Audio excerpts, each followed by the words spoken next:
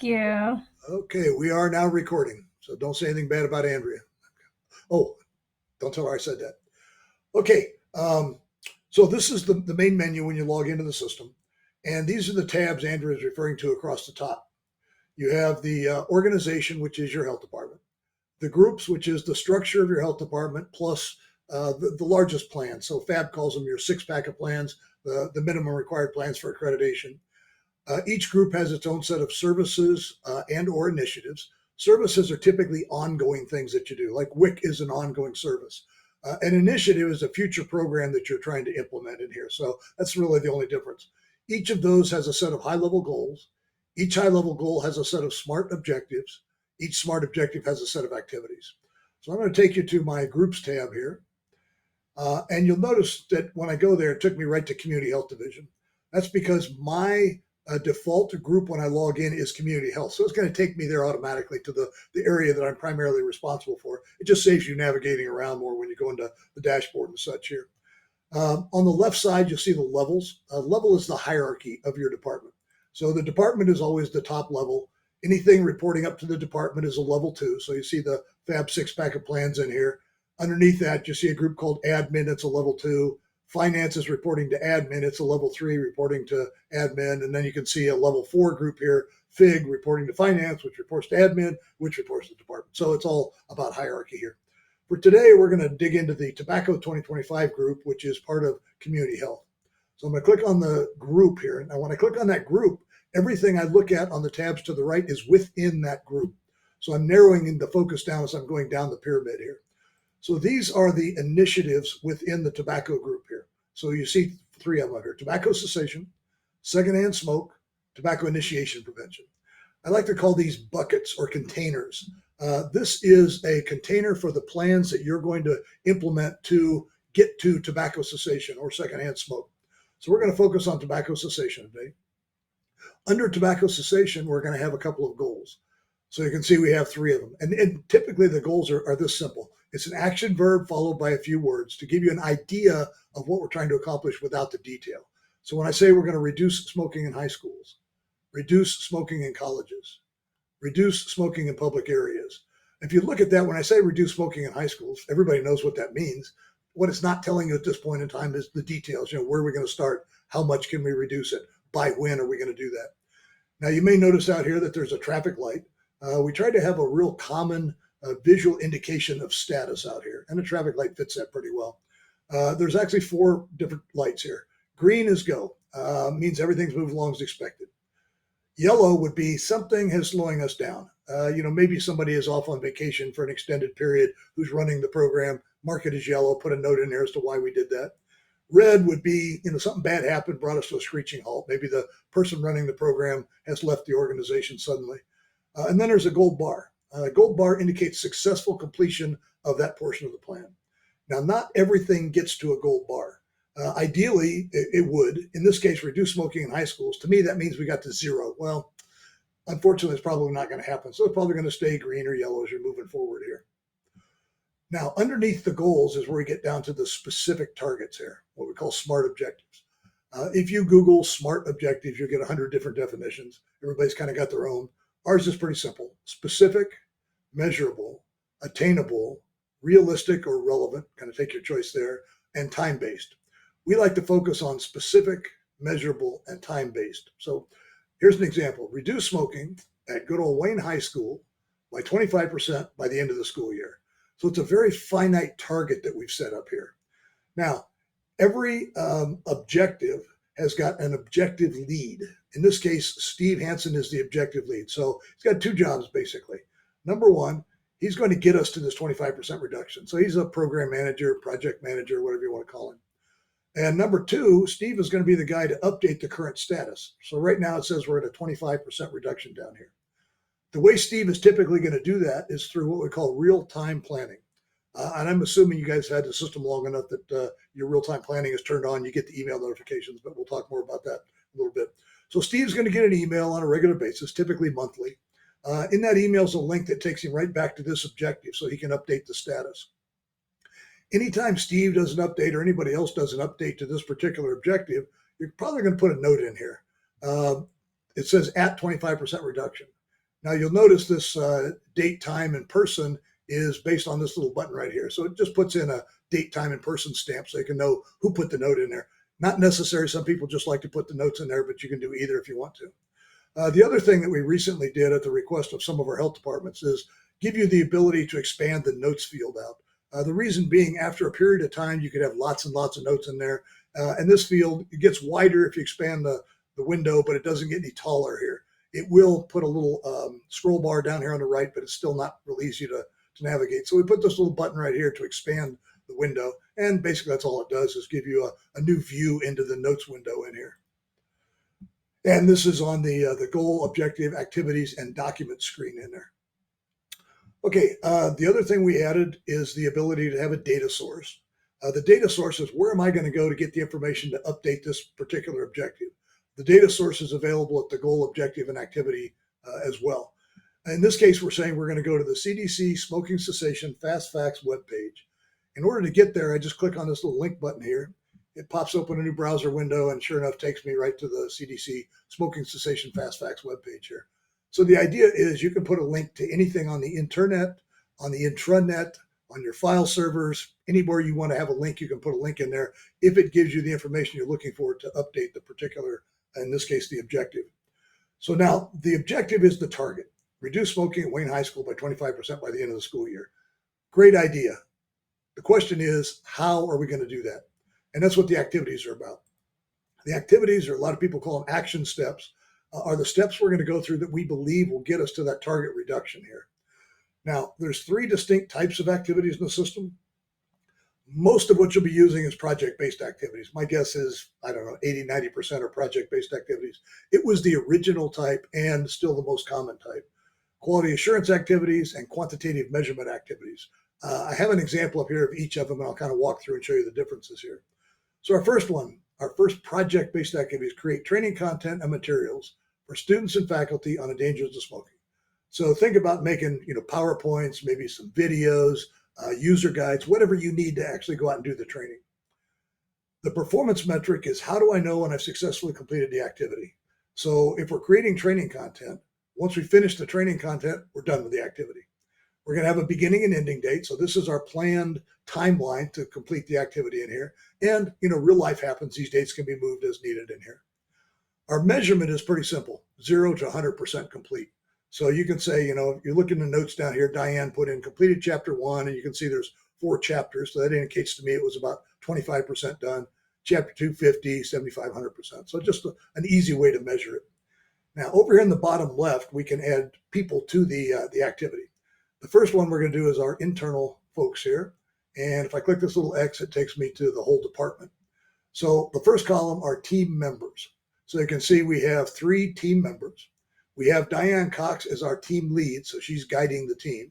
And then that email notification. The same email that Steve's going to get for the objective, Diane's going to get for this activity. So she's going to get the email. It's going to link her right back to the activity so she can update the status. FTE, full-time equivalent. This is a 0 to 1 value, or 0 to 100% if you want to call it. What portion of this person's time is dedicated to this activity? This is purely optional over here, and it's typically only used during budgeting cycles or grant cycles, something like that. But if you want to quantify the cost of doing this, most of the cost typically comes from your human relations cost, if you will. So in this case, we're saying that 10% of Diane's time, 10% of William's time, and 30% of Andrea's time goes into this particular activity. And if I go back up to my activity here, you'll see that that rolls up to a 0.5 FTE at the activity level. And if I take all 3 of these activities and roll them up to their objective, you see it's a 1.0 FTE down here. So the way you determine the cost of this particular objective is to take that number and multiply it by what they call your average burden cost of labor, which is salaries and benefits and facilities and everything else that it takes to have a person in there. So you multiply that number out and you get an idea of what this objective is going to cost. Now, obviously, there's other things in there where you got other facilities and things like that, but this is usually the biggest one. Down at the very bottom, we can add external partners. So in this particular case, when I click on this, you're going to see we have the external partner is Fred Erickson at VMSG Dashboard. So the left side are partner organizations, and the right side are the contact people within those organizations. So in this case, I can have as many contacts as I want. I just happen to have one in here now. And I can assign as many partners as I want to an activity. Now, if you choose to, you can also make this partner a partner user in the system, which means they have to have a license. Then this person can actually log in and update specific activities that they're assigned to. So you can, if you got a trusted partner that you'd like to work with, and instead of you having to contact the partner, getting the information, putting it in the system, it can circumvent that and just go straight to the partner in there if you choose to do that. So that's activity number one, our project-based activity. Activity number two, provide 9 training sessions each month on the dangers of smoking to students and faculty. The QA activity is unique in a couple things. First of all, it's repetitive or cyclical. We're going to set what we call a frequency, and that frequency in this case is set to monthly. That can be anywhere between weekly and every 5 years. So we're repeating this activity on a monthly basis, the 9 training sessions each month. The other thing we do with this particular activity is that the red, yellow, and green lights are set automatically based on the values you provide. And by the way, we go into extreme detail for those of you who want to get into the operational plan development and the performance monitoring. We'll go into great detail on how to do all that and show you how to do exactly that. But in this case, we said if we're greater than or equal to 9, the light is green. And if we're greater than 6 and less than 9, or 7 and 8, we're yellow. And if we're 6 or less, it's red. So automatically sets a traffic light and repeats automatically. When I input the data down here, it says we put in 9. So we've already got to the 9, which means we're green. And I save this, it's going to say, hey, do you want to move the start date forward by a month? In this case, we can say yes, and that's going to move it to 5/20, or we can reset it to whatever time we want in that particular period of time. And again, you're going to add team members, team lead, and external partners if you have them involved. Our third activity we call a quantitative measurement activity. Very, very similar to the project-based activity, with kind of the one exception that you have a target quantity. So if you think about all the different things that you count in public health, in this case, we're counting contact all 20 tobacco vendors within a mile of Wayne High School. So, we know how many there are, so we're going to be able to count that and calculate that. But you got, how many vaccinations did you do? How many medications did you distribute? How many car seats did you install? So lots and lots of things you count. So it just makes it easy if you have a target to say, okay, we contacted all 20 tobacco vendors, so 20 divided by 20 is 100%. If we'd only done 10, it's going to calculate to be 50%. So it helps you to just calculate the status as you're moving along. It's got the same beginning and ending date as the project-based activity. So these are the 3 activities that we believe are going to get us to our objective of reducing smoking at Wayne High School by 25%. Now, if we go back and look at that in the pyramid, in the pyramid, it looks like this. Of all the groups, we selected Tobacco 2025. Under that, we had 3 different initiatives. We chose tobacco cessation. Under that, we had several goals. We chose reduce smoking in high schools. We had a couple of objectives. So we're going to reduce smoking at Wayne High School by 25% by the end of the school year. And then the steps we're going to go through, the 3 different activities that we had. So this is the planning model that's integrated in the system. And again, in the next training, the operational planning training, we go into great detail on this and give you lots of examples of each level, what they look like, and how to actually input the plan into the system, how to update it, and that sort of thing. So we now have a plan for tobacco cessation. So let's take that plan through that PDCA cycle. So the plan is in place. Now, obviously, the next thing we're going to do is execute the plan. So in this case, Diane and her team are going to finish up the training content. William is going to take that training content, go out to the schools and provide those 9 training sessions each month. And then Tom is going to go out and contact those tobacco vendors. This is where the real-time planning comes in. Each of those folks is going to get an automated email on a regular basis that you decide. And that email is going to have a link that takes them right back into their particular activities and objectives to update them. In an ideal world, you want those emails to go to the people who are actually doing the activities. The reason for that is they know the answer. They don't have to go look up or talk to somebody else. They know the answer. So it makes it very simple for them to be able to do the updates.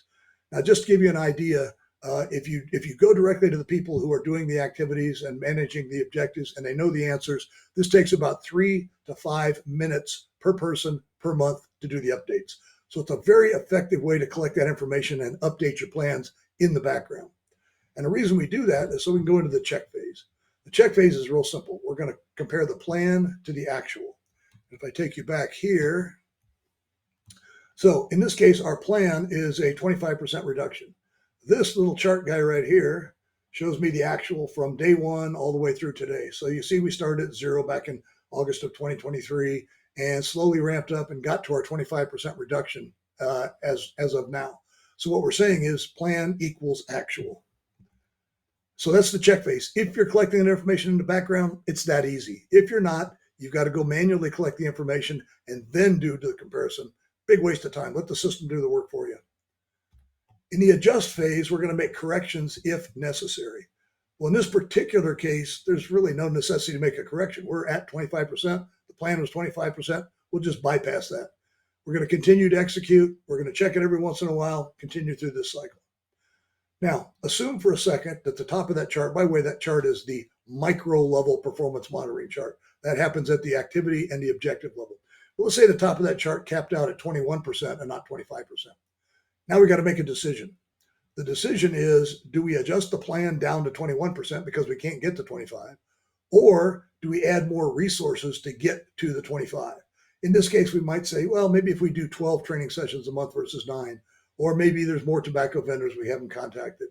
Maybe there's some other activities we could think of to put in there to get to that 25. Or if you adjust it to 21, you can change the plan to 21, continue through the cycle to keep it at 21. The other thing you might think about is maybe it's kind of both of them.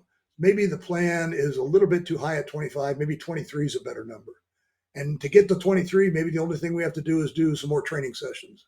So the kind of the 4 different scenarios in here. But the nice idea is this cycle is keeping your plans up to date. Now, as you guys well know, in the fab world, the strategic plan, the chip, all these plans have defined life cycles. The strategic plan and the chip, for instance, are a 5-year life cycle. Well, if you think about that, if in fact you are updating the plan every month from what I call the horse's mouth, the people are actually doing it down there, you're moving that cycle forward a month every time you do the update. So in effect, your strategic plan could have almost an infinite life cycle in there. So the PDCA cycle is how you keep your plans from sitting on the shelf collecting dust. Now, we talked about micro and macro level performance monitoring. Macro level is the dashboard itself. So let me take you back there. The dashboard is dependent on the group you have selected. So I can have a dashboard for the entire department. I can have a dashboard for just my strategic plan. I can have a dashboard, in this case, for community health. Now, if I have a dashboard for community health and I have subgroups under it, like I do with WIC and tobacco, the dashboard is going to include those 2 subgroups. The reason being, the folks managing tobacco and WIC are reporting to me at community health, so I want to include them in my view. To get to the dashboard, and again, remember when I logged in, I was at community health. So the only thing I had to do to see my dashboard is click on this traffic light up here in the top right corner. Now, what it's doing is going into the background and collecting up literally hundreds of data points and putting them together into this dashboard that you'll see in a second here. And it usually takes about 10 or 12 seconds. So there it is. Top left corner, I call the big picture. And basically, it's just the number of traffic lights in each status at the activity level, the objective level, or the goal level. Now, you may notice that I can roll over anything here and get the little click finger, meaning I can drill down on anything on this screen, get to the data elements behind there without having to go anywhere else. The other thing you see is this schedule gauge. What that's doing is saying across these 14 activities that are showing up in the traffic lights, we're about 28 days ahead of schedule. And that's based on that beginning date, ending date, and percent complete that you saw at the activity level.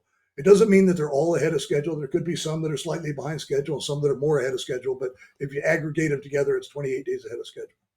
So that's my first view down here. Down at the bottom, I got 3 different views.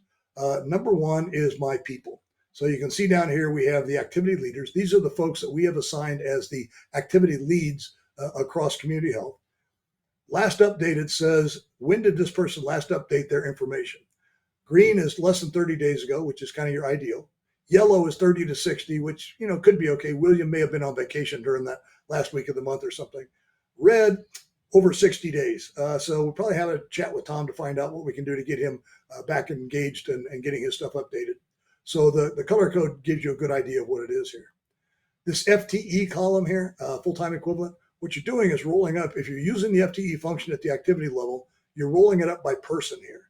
What you don't want to do is overload people. So anything above a 1.0 FTE is probably overloaded. So you want to be cautious. And it's just kind of a marker there for you.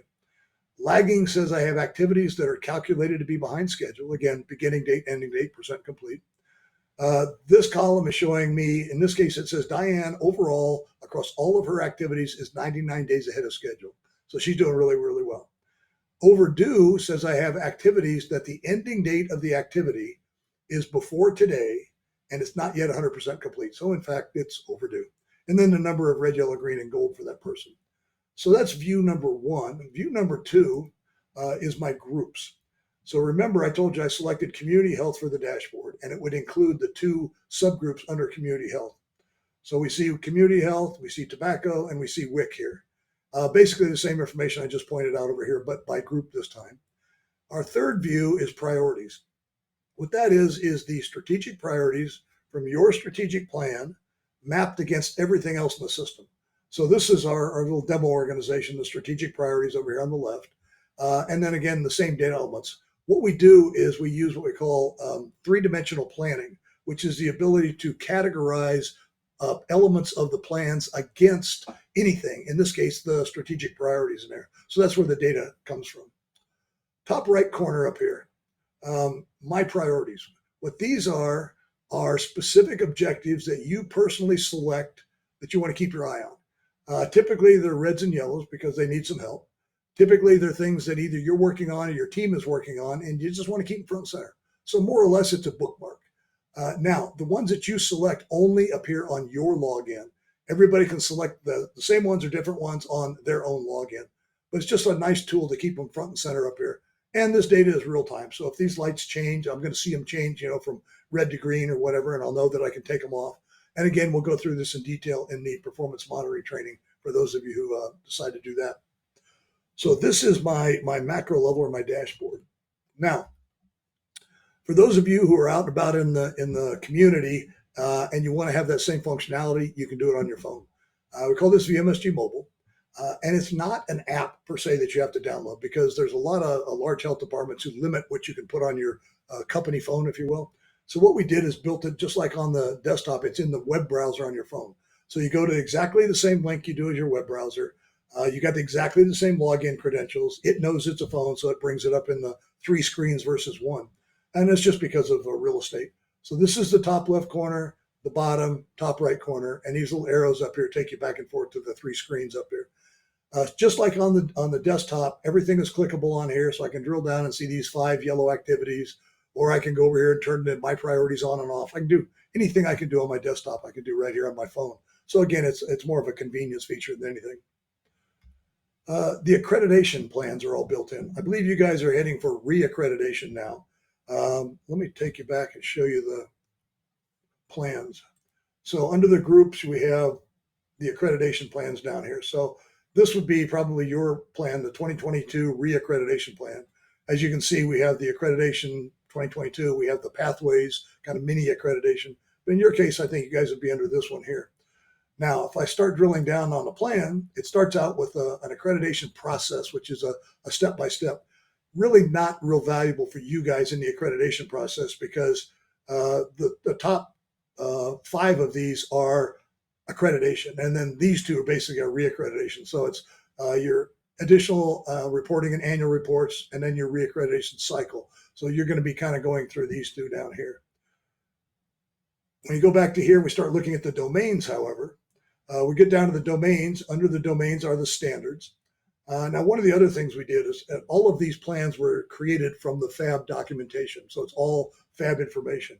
But we don't have, obviously, all of it in the plan. So what we decided to do is give you a link right back to that section in the FAB plan. So you look down here, it says FAB standards, standard 1.1. If I click this link here, hopefully it'll take us right to standard 1.1 in the reaccreditation document here. So there it is. Now, if you look up here, you'll see that this document has 237 pages. So isn't it nice to be able to go exactly where you need to be able to go in that document? So it goes to page 25 in this particular document. So that's all available to you. Now, as we get down to the next level, the objectives, which are the measures, FAB calls them measures down here. The first thing we're looking at is you got to develop a community health assessment. And then the required documentation is 1 community health assessment data within 5 years. Now, this is kind of where the document management comes in. This little blue button that you see on any screen is kind of subtle, but Documents can be attached anywhere, and you can have as many as you want, as big as you want, and any type that you want. You'll notice it says there's 3 documents on there. When I click on this, it shows you the latest version first. So it says version 3. If I say show all versions up here, it's going to show me all 3 versions. So what we're looking at here, and this is kind of cool because as you're saving the documents, getting ready to submit them, you can start out with a draft. So in this case, you see the yellow light indicates a draft. The green light would indicate a final document. So this is the one that you as the department have completed and are ready to submit. And then the gold would indicate that it's been submitted. The nice thing about that is that there's a tool that we show you in one of the future trainings here that you can look at all of the documents in the accreditation plan and look at all the traffic lights. It's going to show you the latest version by default. And if it's everything is gold, that means you're all submitted, you're ready to go. If you see any greens or yellows in there, you can go back and look at that and figure out, what happened? Why haven't we submitted these documents yet? You can have, again, as many documents, as many versions as you want to in here. And the nice thing about this is these documents are very secure, by the way. They're stored up on our secure servers. They're backed up every night. In 15 years, we've never lost a document. So you're in good shape if you want to use it. Now, you don't have to use that, by the way. If you're, got another document management system that you're using of some sort, please feel free to use it. This is available to you, however, in there. Now, not everybody in the world, believe it or not, knows what's in a community health assessment. So what we did is took it to the next level. At the activity level, we defined the 7 requirements that FAB has for a community health assessment. You notice the first one we have selected says a list of participating partners. So what I've done is, again, through document management, I've attached the list, and they probably, in this case, have the different versions here, the draft and the final and the submitted version in here. But what a lot of people will do is they'll go through these activities, complete the documentation requirements for those, take those documents and use those to complete your CHA. So it gives you the ability to have all the steps and everything that you need to have in your CHA right here. Now, I don't know if we've done this for you guys yet or not, but what we typically will do is you're going to tell us who are the domain leads. So which one of you is responsible for each of the domains. We'll push that name all the way down to the objective and activity lead. And then at the activity level, you've got the end date in here. That is typically when are we going to be resubmitting for reaccreditation. Typically, we move it up like a month or something like that. So you've got a little bit of wiggle room in there. You'll pick a beginning date, could be today or anything you want it to be. So once you have that date in there, and by the way, these dates, we'll push it down as your end date, but then you can go and manipulate the dates based on what you want to do in what order. It's real simple to do. But once we get the dates and the people in there and we turn on the real-time planning, then all of those people are going to get automated email notifications on a regular basis to go into this plan and update the parts of the plan that they need to update, get the documents attached, all that kind of stuff. So it pretty much automates the process of reaccreditation, and it's got its own dashboard. So I can look and see exactly how we're performing in the reaccreditation. I can build a website out of the status of it. Again, we've got the AI summary, that all kind of stuff that we'll be talking about in a few minutes here. So that is the accreditation or reaccreditation plan in your case. Now, something else that you guys might want to take advantage of before you go through the final reaccreditation site visit, and that is a mock site visit, meaning you're going to hire some expert consultant to come in typically, and we have some consultants we work with who do this. They're going to come in and go through what we call a virtual mock site visit. So we give them access to your plan. That's typically the only thing they have access to is your accreditation plan. And then they're going to go through, and this little review button here that you can't read probably, pops open this review window. They can put in notes. They can put in a traffic light. When they're done, there's a report that gets generated called an accreditation review report that shows you all of their comments and feedback, all of your stuff. You compare them all together and say, yes, we're ready to go, or oops, we forgot to do the CHA, or whatever it happens to be in there. So it's a nice, easy way to be able to do it. It's, again, built into the system. And again, you're going to bring somebody on who's an expert to go through it. And you do this, typically a month before you're getting ready to do your FAB site review, so you have time to correct everything if it's needed in here. So what we just went through is the core functionality of the VMSG dashboard.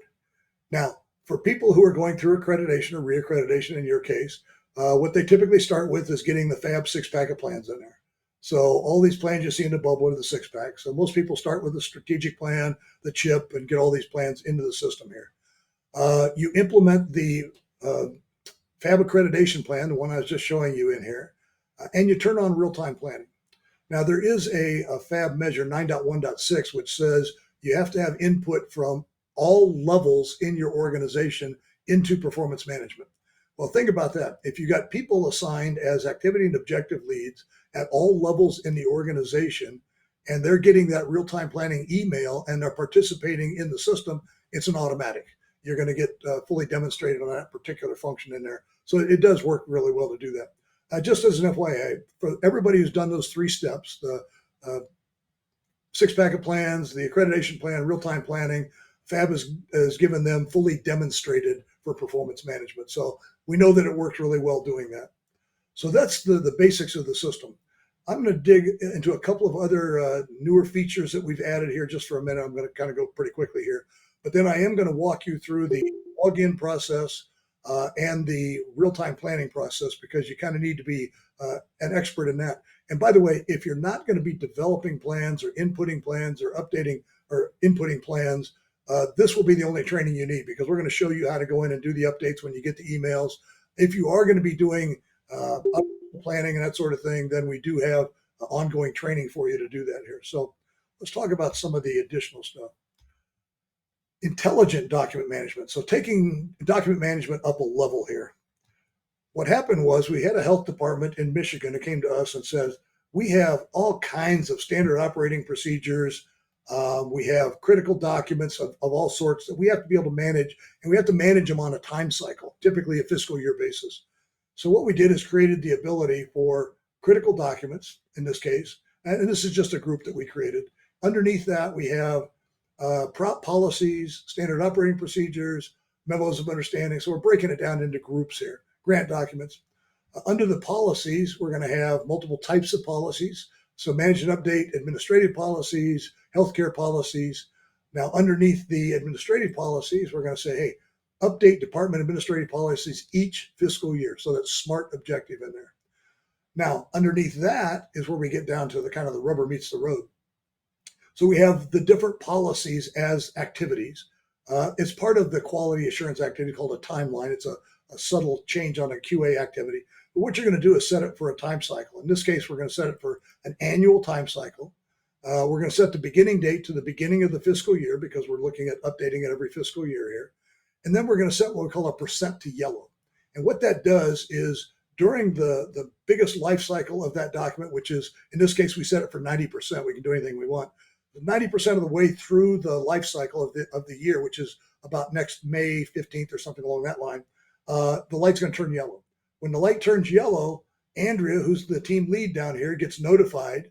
She gets a link in that notification to go right back to this particular activity. She's going to go to document management, download the current document. She's going to update that document, upload the new version. It'll do automatic version control for that one. She's going to go here and save the activity. She's going to get that little dialogue, says, do you want to move the date forward by a year? And it's going to happen, and it's going to move to 7/1 of 26, and she's done. And you have a track record understanding exactly what documents have been updated when. So this is available to you to use. We're happy to help you to get it set up and show you how to do it. But it really is like the most popular feature in the system right now, because everybody's got critical documents that they have to manage, and they don't typically have a method to do that to get their people involved in doing it. So that's one of the things here. Reporting.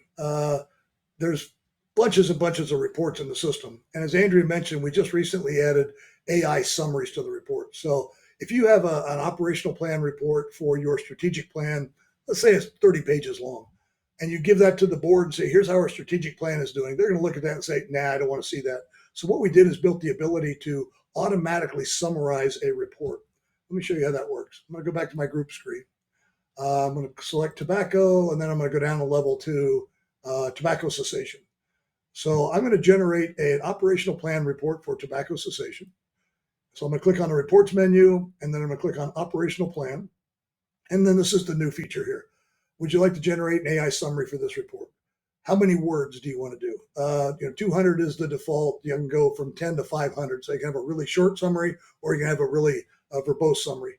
Now I can say the summary only just generates the summary paragraph, or I can say include it in the header of the report. So it's going to have the AI summary plus the report, or no thanks means you just generate the report.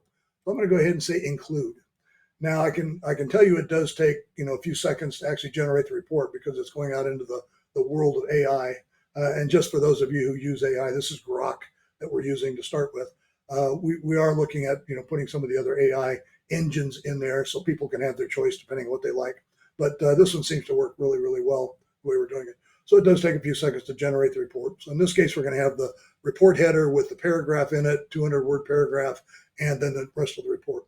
So here it is. Here's the operational plan report. Here's the summary.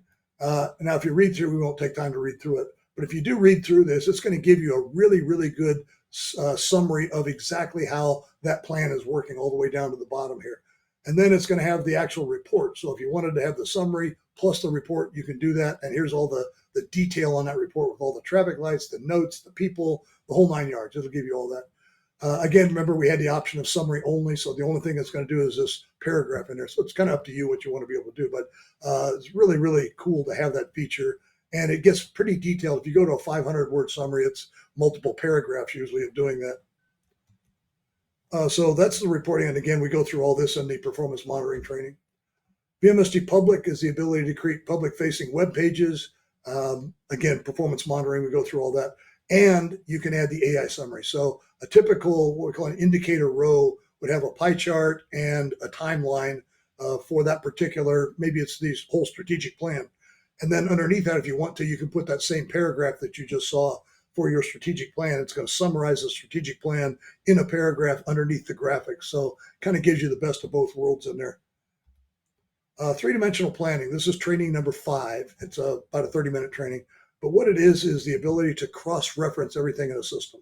So you got a set of what we call categories and subcategories that you can assign to any plan element across the system.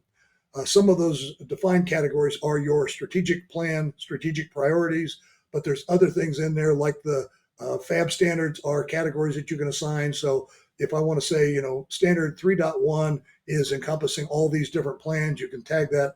Again, we'll go through that in the planning in there. So that is the kind of the other stuff that we want to talk about in future trainings here. Now, I want to kind of go quickly through the real-time planning. It's a very critical feature to have because it enables the PDCA cycle. It enables you to keep all your plans up to date, which FAB kind of requires as you're doing it here. So let's say we set this to a monthly cycle and we set it for the first Monday of the month, which you can do. The first Monday of the month at 1 a.m., the system goes in and it looks at everybody who's designated as an objective lead or an activity lead, and it asks 3 questions. Has this person updated their stuff in the last 30 days? Does this person have anything that is behind schedule? Does this person have anything that's overdue past the ending date? If none of those are true, no spam. If any of those are true, out go the emails. As we mentioned, emails can go to internal folks as well as selected external partners. Now, the only people who get these emails are folks who are designated as objective or activity leads, so it can take them right back to their designated activities and objectives. When you log in, you're going to get a dialog that says, do you want to go to the main menu or do you want to go to quick update? If you select quick update, the first thing you're going to see is the activity quick update screen. Now, the top of it is just a reference here, group, service, goal, objective, top of the pyramid. It says we have activities 1 of 29 or something in here. The only thing you're going to update is the traffic light, the data value. You can put a note in there. You can time and date stamp the note. You've got that data source link if you want to use that. You got document management up here. You're all kind of set to go in there.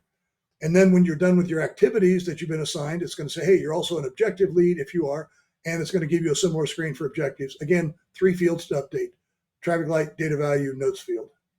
And then you're going to log out. Again, about 3 to 5 minutes per person per month to do this. So for all of you who are just going to be doing updates, of the assigned activities and stuff, this is kind of what you need to know. And I'm going to take you live in there and show you this in a minute here as we go through the login process. Now, the email that comes out looks something like this. First of all, here's the 3 criteria. Why did I get this email? This is an FYI for all of the activities you've been assigned. Here's the traffic lights. Your administrators, the folks that you have designated, we call org admins in the system here, will show up here. So you're going to have their name, email address, and phone number. So, I don't know why I got this email or doesn't seem to be working right or whatever it happens to be. You can contact them. And then there's the link. Login.vmsgdashboard.com is the link. And when you go to that link, it's going to take you to your login. So I'm going to walk you through, for those of you who haven't logged in yet and done your password change, I'm going to walk you through the steps, and then I'm going to take you live in and walk you through it live here. So the steps are, first of all, you're going to go to that link, same link. You're going to get a dialog box, and the leftmost button is called send, which means send me my login credentials. You click that, you'll enter your email address and click send again. Hopefully you'll get a success dialog, which means I found your stuff and I sent it to you. And by the way, that email goes out immediately. So if you don't get it in a minute or two, check your spam folder. If you don't get a success dialog, that means that your account is disabled or it's not in the system, whatever it happens to be. Call me, I'll get it fixed for you. Then you're going to click the login button on the main screen. This time you're going to enter either your user ID that was in the email, I'll show you that in a minute here, or your email address. Either one works as your user ID. If you don't want to remember a new user ID, feel free to use your email address. And you go back and forth. It's still the same thing. You're going to enter your password. Pardon me one second here. My computer's trying to talk to me.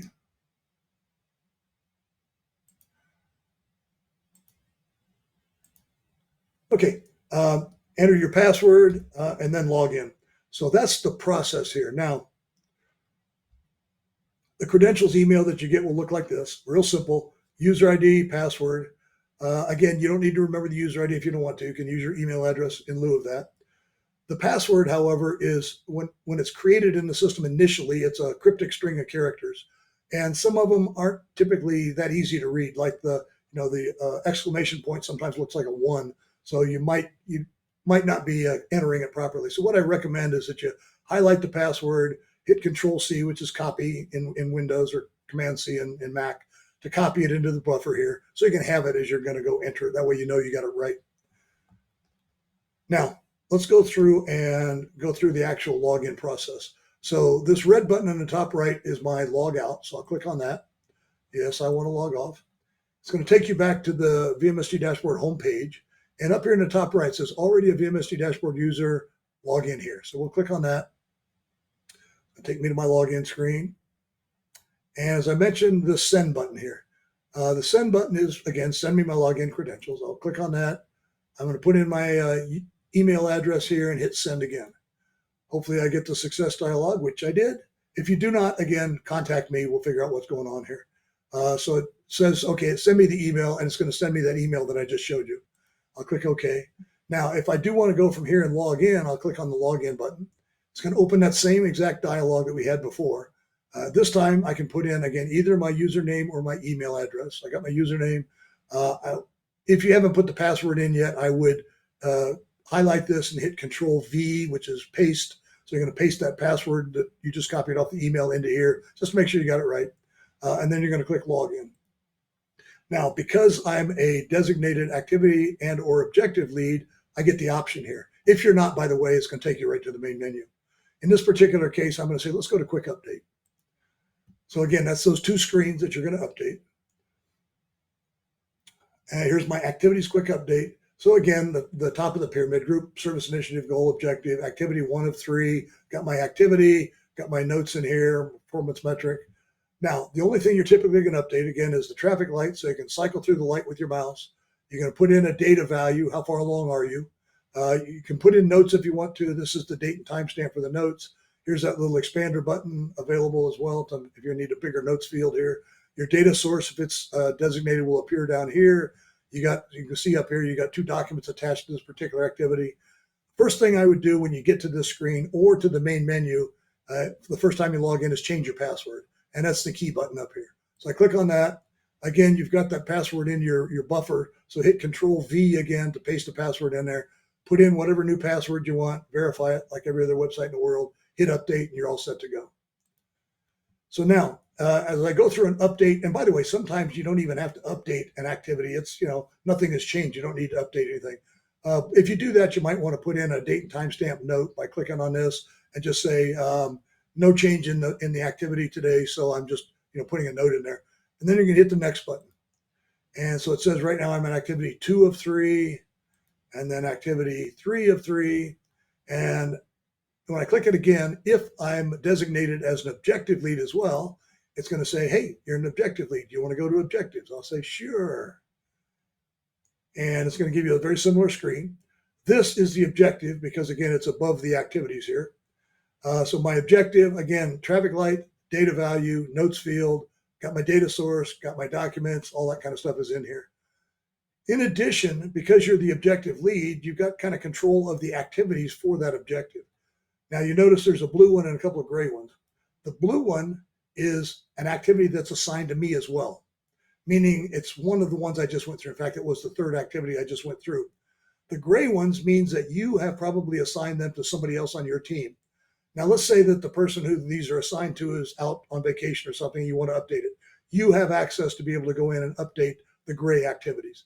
It'll give you a little dialogue saying, hey, you're not the activity lead. Do you want to update it anyhow? And then it gives you the ability to go in and do that. So you can update the activities as well as the objective. And then you're going to hit the next button. Right now it says we just have one of one. So if I hit the next button, it's going to say, hey, do you want to log out? So that's quick update. This is what most of you will be using to update the objectives and activities in the system. Let's go back to the main menu here. Go back to here. Quick updates also available on your phone. So here's my story. I'm driving into the office in the morning. It's that first Monday of the month when the email comes out. Decide to stop at Starbucks for a coffee, grab my coffee, sit down at the table, pop open my phone. Sure enough, here's the email from VMSG. Let's go ahead and get this done while we're sitting here. It only takes a few minutes. So I go ahead and click on the link in there. It's going to open up through your web browser. It's going to open up quick update in VMSG Mobile. You don't have as much context on here. So you've got the activity, the performance metric, the notes field, the traffic light, and the data value. Again, you're just going to update those three fields. Touch it with your finger. It's going to bring up a little keyboard, the whole 9 yards. And then next until you get to your objectives. You're going to go through your objectives, same things, three fields to update. Next, and you're going to log out. So 5 minutes later, you're done for the month. So a nice convenient feature to have in there. Back here. So I'm back at my services and initiatives. Now, if I have any questions about, how do I add one of these? What are all these buttons for? How do I remove something? It's real simple. Go to the blue eye. The blue eye is a very in-depth help and information screen. It's context sensitive, so it took me right to where I came from, services and initiatives. This is a step-by-step procedure to do anything, plus a detailed definition of every button on that screen.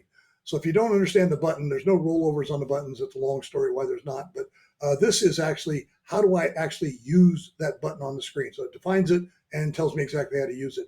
So I can do that, and then I can hit the back arrow here to go back to the screen and use the button for what it's meant for. I also have the ability to have this is a video training module around services initiatives. Typically, they're around 5 minutes long, but it just walks you through in a video format, the same thing you're seeing up here. This is the entire user guide in a hyperlinked PDF file. So the table of contents is hyperlinked, so you can click anywhere on it and go to the section of the document. It's pretty good sized document. The one down at the bottom here is we call implementation guidelines. This is something we've collected over the years from many different customers. Feedback. I did this and it worked really great, or I did this and it didn't work so well, or we had an issue with emails coming in here, so I talked to my IT folks and they whitelisted your emails in here, or we had an issue with our firewall, or whatever it happens to be. There's all kinds of stuff in there, just different stuff that we've collected over the years. So if you're just getting started with it, I do highly recommend you download that and read it. It's a good read in there. In addition, if you like doing online learning, we're going to be doing a lot of live training, a lot of students here. But if you like doing online learning, up here are 5 training modules. The introduction is what we're doing today, so you can skip over that. VMSG Basics is kind of defining every button and every screen. Operational planning is the next thing we'll do, and that's actually 2 sessions. One, we're going to teach you how to do an operational plan. We're going to actually walk through entering an operational plan. Then we're going to give you a little bit of homework, and that is to create your own little simple, hopefully a fun operational plan. A lot of people do, planning vacations, planning weddings, whatever. Real simple operational plan. And then we're going to do a review of everybody's operational plan. So we're going to walk through the plan, give you some feedback on, what you did great, what you need a little bit of help with, that sort of thing. Then we go into performance monitoring training, which is all the charts and graphs and reports and all that kind of stuff. And then for those folks who are administrators, there's an admin level training. Again, we like to do these live so we get the feedback, back and forth. But if you just don't have time to do it and you want to do this at home or whatever, it's all available to you. If you go through these three, only administrators have access to the admin level training, by the way. So these three are kind of the next training will get you pretty much everywhere you need to be. If you do those three, I think it's about 2 hours and 15 minutes worth of video. So it's available to you to go through the training if you want to.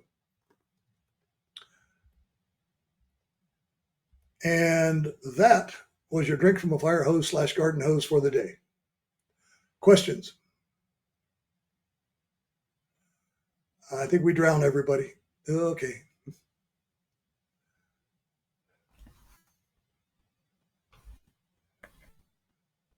Do you have a question, Maribel?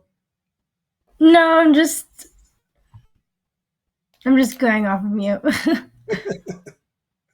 The next training, for those of you who are actually going to be, doing the planning, is the operational planning training, and we want to get that set up as quickly as possible here. It's about an hour long too, and it walks through all the details of operational planning plus entering a plan in the system.